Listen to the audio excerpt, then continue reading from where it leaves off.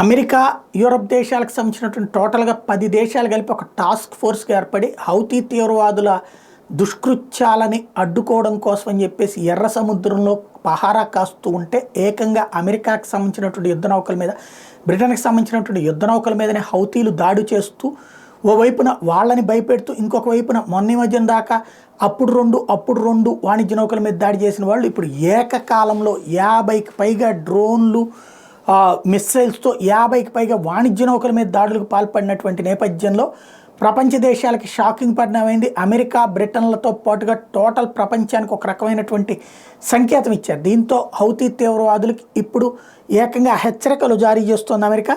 US secretary of state Antony Blinken met with the king of Bahrain Al Khalifa. During the meet, Blinken lashed out the Houthis attacks in the Red Sea and said that they were reckless and dangerous. He also reiterated the shared commitment to international law and freedom of navigation.